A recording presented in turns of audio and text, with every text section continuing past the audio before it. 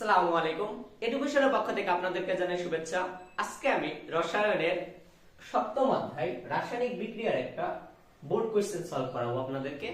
এই বোর্ড কোশ্চেনটা শুধুমাত্র যদি একটা গুলি ভুল হবে, কারণ এই সেম টাইপের গুলো আপনি যদি বুঝে করেন তাহলে আরো করতে পারবেন। আমি পুরো একটা বোর্ডের কোশ্চেন লিখেছি, আর এমন একটা লিখেছি এটা খুবই ইম্পর্টেন্ট, কারণ আপনারা জানেন রাসায়নিক বিক্রিয়া চ্যাপ্টারে ইউজুয়ালি গ নম্বরে দেয় যে কোনো একটা বিক্রিয়া দেয়।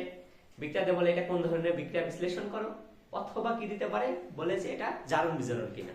এখানে দেখেন সেম টাইপের গণনের ক্ষেত্রে আমি কি দেখছি, এখানে রিডক্স বিক্রিয়াটা বের করতে বলছে এবং অন্য বিক্রিয়াটাকে তাও নির্ণয় করতে বলছে। আর ঘ নম্বরের ক্ষেত্রে দিয়েছে রাসায়নিক নীতি।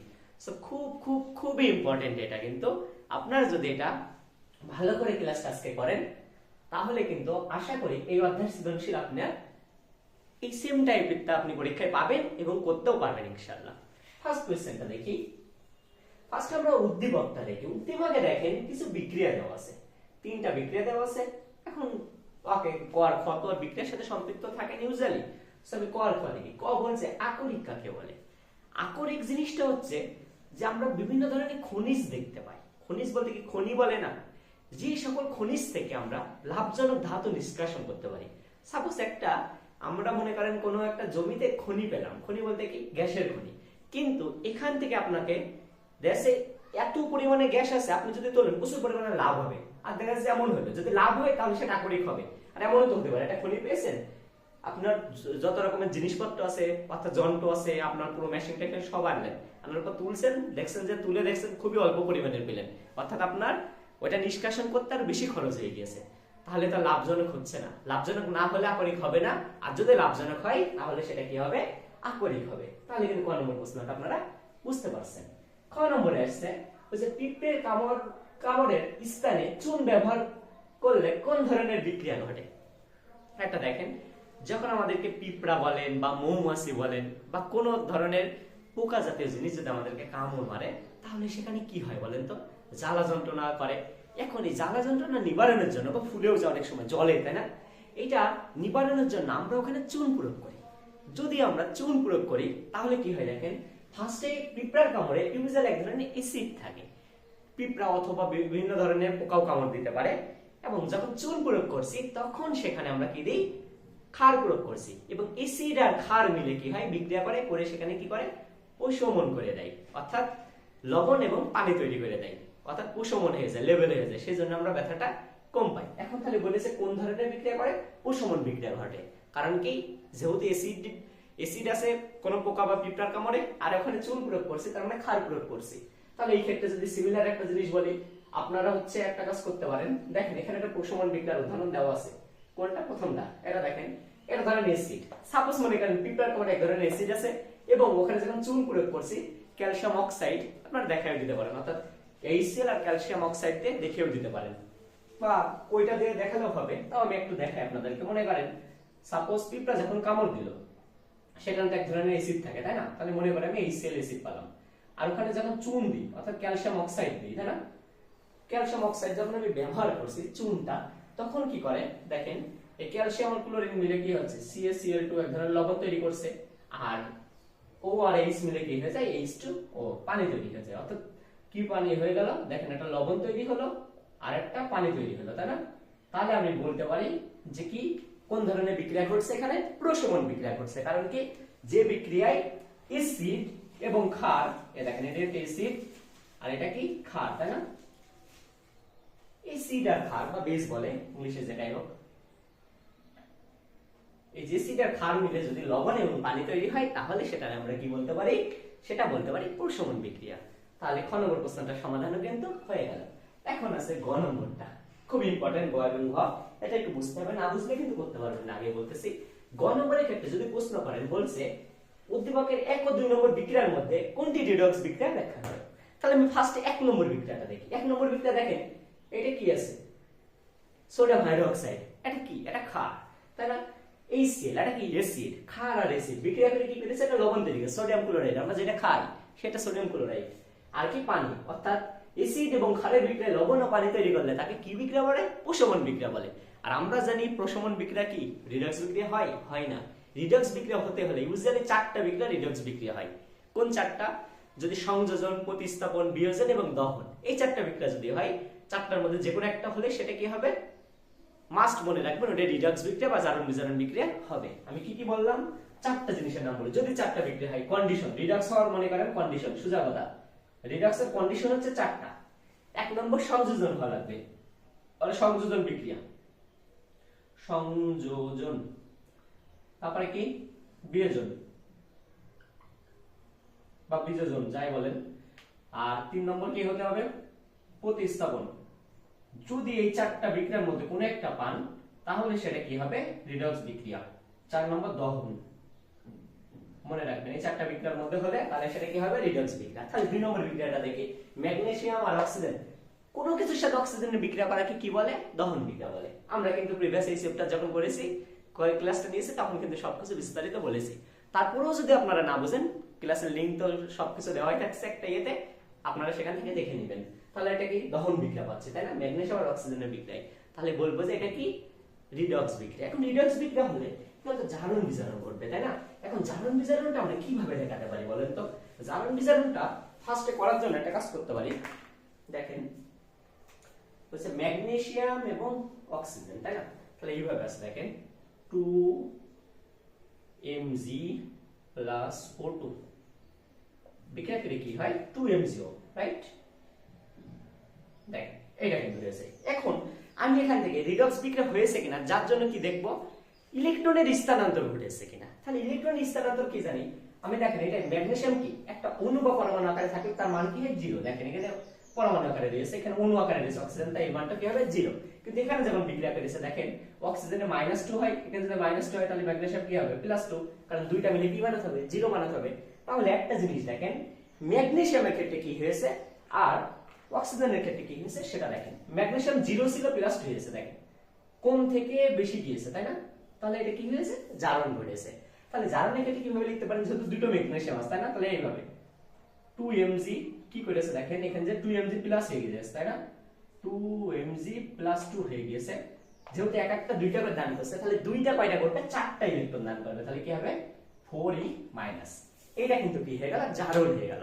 এবার যদি আপনি বিজারণের ক্ষেত্রে করতে যান, বিজারণে কি হয়েছে, অক্সিজেনের ক্ষেত্রে দেখেন 0 ছিল -2, তার মানে বেশি থেকে কমে গেছে। তাহলে এখানে কি লিখতে পারেন, দেখেন O2 ছিল, এন্ড 0 ছিল মনে করেন। তাহলে ওই ক্ষেত্রে যদি ওইদিকে প্লাস দিয়ে দেখেন, এই ক্ষেত্রে এইদিকে প্লাস দিয়ে লিখতে পারেন, আপনার ইচ্ছা বা মাইনাস দিয়ে লিখতে পারেন, ওদিকে এভাবে লিখতে পারেন। ওখানে কি হয়েছে দেখেন 2O, তাই না। এখান থেকে কি করবে, ও যদি চারটা দান করে তাহলে এই চারটা কি করবে, গ্রহণ করবে, 4e-।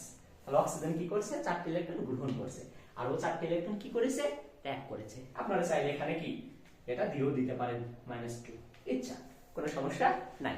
আশা করি গ নম্বর প্রশ্নটা বুঝেছেন, কারণ ওইটা একভাবে লিখে দিতে পারেন, যেহেতু ওইটা কি বিক্রিয়া আমরা বলছি, ওইটা তো আমি বলেই দিলাম, ওইটা আপনাদের যেহেতু লবণ ও পানি তৈরি হচ্ছে প্রশমন বিক্রিয়া, আর প্রশমন বিক্রিয়া কি হয় না, রিডক্স বিক্রিয়া হয় না। অথবা আপনারা যেমন ইলেকট্রনের স্থানান্তর দিয়ে দেখাতে পারেন। স্থানান্তর দিয়ে কিভাবে দেখাতে পারেন, এটা কি সাপোজ মনে করেন সোডিয়াম আছে না, সোডিয়ামের এখন কত, 0 না, 0 সোডিয়াম +1 অক্সাইড -1, তাই না। তাহলে HCl প্লাস, এটা মনে করেন মাইনাস, মানে +1 -1 যাই হলো, -1 এর দিক, আচ্ছা দিলে হলো, সমস্যা নেই, মাইনাস। এবার দেখেন sodium plus chlorine minus, H2O2, এটা -2 +2, তাই না। তাহলে দেখেন এখানে কি হচ্ছে, আপনি যদি দেন একটার দেখেন কোন ধরনের চেঞ্জ কিন্তু ঘটছে না। কারণ কি, আপনি এখানেও যা যা পেয়েছিলেন তাই, অর্থাৎ অক্সিজেনে কোনো কি বলি বিক্রিয়ায় কোনো ধরনের ইলেকট্রনের আদান প্রদান ঘটছে না। ওকে, তাহলে গ নম্বর প্রশ্নটাও কিন্তু অ্যানসারটা হয়ে গেল। এখন বাকি যেটা আছে এটা হচ্ছে ঘ নম্বরটা। ঘ নম্বর বলছে উদ্দীপকে কোন বিক্রিয়ায় লাল সাথে নীলটি পুরো ঘটেছে। ফার্স্ট আমি বুঝবো কোন বিক্রিয়াটা ঘটেছে। যখনই বলেছে বিক্রিয়ার কথা না, দেখেন একটা বিক্রিয়ায় উভমুখী চিহ্ন দেওয়া আছে। যদি কোনো বিক্রিয়ায় উভমুখী চিহ্ন দেওয়া থাকে তখনই মনে রাখবেন ওই জায়গায় লাসাতলের নীতি করা যাবে, কারণ লাসাতলের নীতি কি করে হয়, দুইটা যে সাম্যাবস্থায় থাকে, তাই না। এখন দেখেন উভমুখী চিহ্ন দেওয়া আছে এটা, তাই না। উভমুখী মানে মিডিল বরাবর থাকতে হবে। লাসাতলে কি বলেছে, যদি দুইটা বিক্রিয়ার বিক্রিয়ক এবং উৎপাদের মানটা কি থাকে, লেভেল অবস্থায় থাকে, তাই না। তাহলে এই ক্ষেত্রে আমি দেখছি কি আছে, দেখেন এখানে যেহেতু বহুমুখী চিহ্নটা আছে, তাই মানে 3 নম্বর বিক্রিয়াতে লাসাতলের নীতির প্রয়োগ ঘটেছে। এবং ফার্স্টে আমাকে দেখতে হবে এটা তাপ উৎপাদী না তাপ হারি, এটা চিনবো কি করে? ডেল এইচ এর মান দেখে।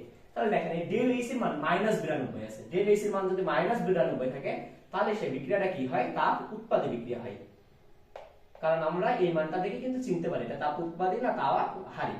তাহলে আমি ফার্স্টে বলতে পারছি এটা তাপ উৎপাদী বিক্রিয়া। তাপ উৎপাদী বিক্রিয়া মানে কি আসলে বলেন তো? তাপ উৎপাদী বলতে আমি যদি বিক্রিয়াটা একটু লিখি, দেখেন ওখানে আছে হচ্ছে N2 প্লাস 3H2 2NH3। ওকে, দেখেন তাপ উৎপাদী বলতে বোঝাই হচ্ছে, দেখেন উৎপাদে অলওয়েজ তাপ এমন উৎপন্ন হয়ে যাচ্ছে। তাহলে দেখেন তাপ যদি উৎপন্ন হয়ে যায় আপনাকে লেভেল আনতে হবে। লেভেল আনতে হলে যখন তাপ দিবেন সেই ক্ষেত্রে কি হবে? দেখেন তো উৎপাদটা ভেঙে বিক্রিয়কে আসবে। কেন আসবে? বিক্রিয়কে যদি না আসে তাহলে এদিকে তো তাপ উৎপন্ন অনেক বেশি হয়ে গেছে। আপনাকে কি সমান করতে হবে না? তাহলে যদি এখানে সমান করতে চান অবশ্যই তাপ যখন বৃদ্ধি করবেন তাহলে ডান দিক থেকে বামে যাবে। তাপ দিলে কি হবে? ডান থেকে বামে আসবে। যখন আপনি কি করছেন? তাপ দিচ্ছেন, তাই না? এই যে তাপ, তাপ মনে করেন তাপ প্রয়োগে কি হবে? একটা তাপ দিবেন আর একটা তাপ হ্রাস করবেন। তাপ বৃদ্ধি, তাপ যদি বৃদ্ধি করেন সেই ক্ষেত্রে কি করবেন বলেন তো? তাপ বৃদ্ধি করলে ডান থেকে কোথায় চলে আসবে? বামে আসবে। কারণ কি? লেভেল করতে হবে। কারণ তাপ উৎপাদে মানে কি? উৎপন্ন তো হয়ে যাচ্ছে। তাপ বৃদ্ধিতে কি হবে? ডান থেকে বামে।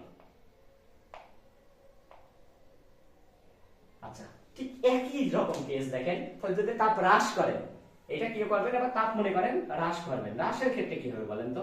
ওইটা যদি ডান থেকে বামে আসে হ্রাসের ক্ষেত্রে কি হবে? বাম থেকে ডানে যাবে না? উল্টোটা হবে না? সোজা কথা। কেন হবে অত দরকার নেই, বাম থেকে ডানে যাবে। কারণ কি? তাপ হ্রাস করার ক্ষেত্রে কি হবে? যখন আপনি হ্রাস করবেন তাপ বৃদ্ধির ক্ষেত্রে যদি ডান থেকে বামে আসে তাহলে হ্রাস করার ক্ষেত্রে অবশ্যই বাম থেকে ডানে যাওয়া লাগবে। যে কি হবে? তখন লেভেল হবে না। হ্রাস মানে কি? উৎপাদের তাপমাত্রাটা কমছে। যখন কমছে তখন ক্ষেত্রে কি করতে হবে? আপনাকে বাড়াতে হবে না? বা অত দরকার নেই, আপনাদের প্যাস খাওয়ার দরকার নেই। তাপ উৎপাদে বিক্রিয়ার ক্ষেত্রে ডান থেকে বামে গেছে মানে এক কথায় তাপ হ্রাস যখন করবেন তখন বাম থেকে ডানে আসবে। এটাই কিন্তু আমার কি হয়ে গেল? তাপের তাপমাত্রার প্রভাব হয়ে গেল। এখন আসি আমি চাপের প্রভাব। তাহলে তাপমাত্রার প্রভাবটা আমি দেখলাম। এখন যদি আমি চাপের প্রভাবটা দেখি, আচ্ছা এটা হচ্ছে তাপমাত্রার প্রভাব। এই দুইটাই লিখতে হবে তাপমাত্রার ক্ষেত্রে, তাপমাত্রা। আর নেক্সট কি আছে? চাপের প্রভাব, তাই না? চাপ, চাপের প্রভাব। চাপেরটা কি হবে দেখেন, আমি জাস্ট দেখবো কয় মোল করে আছে। এখানে দেখেন কিছু মানে কয় মোল আছে? 1 মোল, এটা 1 মোল, এটা 3 মোল। তার মানে বিক্রিয়কে দেখছে 4 মোল আছে। আর উৎপাদে কত আছে? 2 মোল আছে না?